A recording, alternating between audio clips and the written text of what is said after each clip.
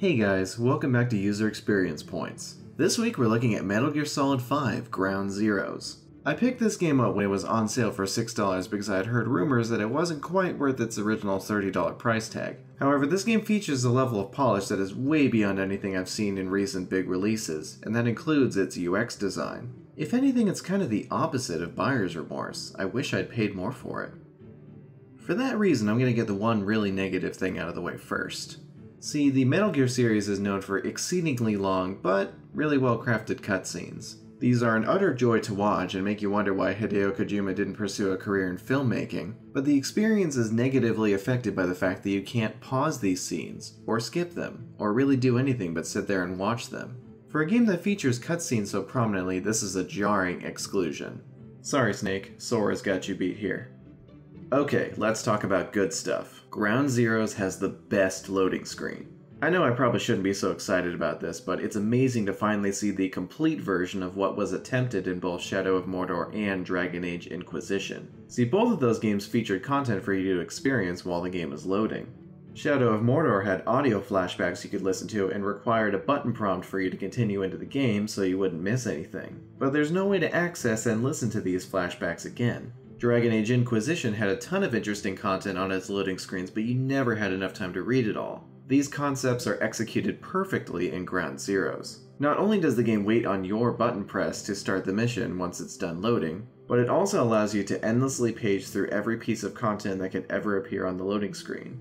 I'm not going to say every game needs this, but if you want reading content on loading screens to be a pleasant experience for your users, this is your masterclass.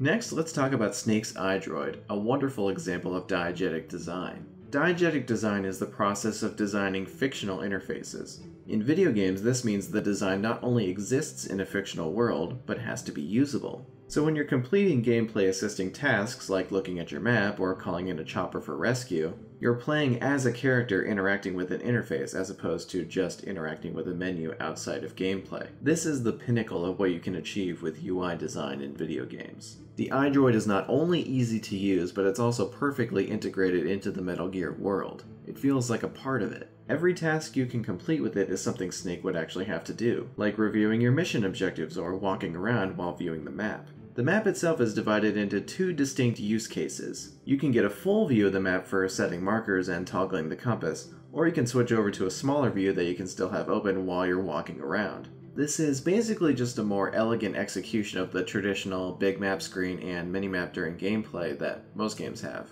But the way they're integrated into the game's world makes all the difference here. I should also mention that the Idroid makes great use of the PlayStation 4's touchpad. Most games I've seen have just written it off as a replacement for the back or select button from previous generation controllers. But Ground Zeroes makes use of the fact that you can map multiple functions to different parts of the touchpad depending on where you press. Pressing the right side of the touchpad opens up the Idroid. Pressing the left side opens up the next menu we're going to talk about. The pause menu is your standard list-style menu, but it's one of the best executions of its kind. First of all, I have to praise any video game that has descriptions for its menus.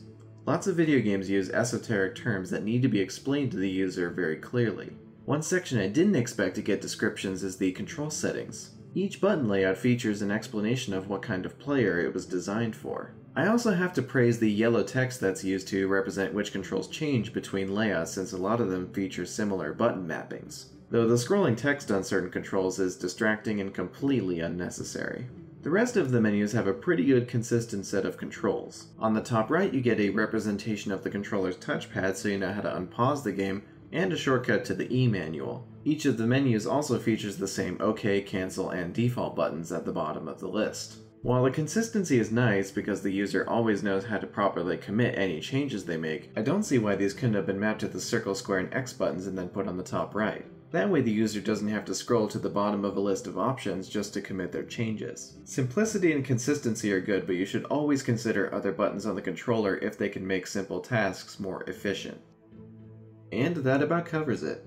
Thank you so much for watching. As always, if you enjoyed the video, please take the time to subscribe and maybe check out some of the other episodes if this is interesting to you.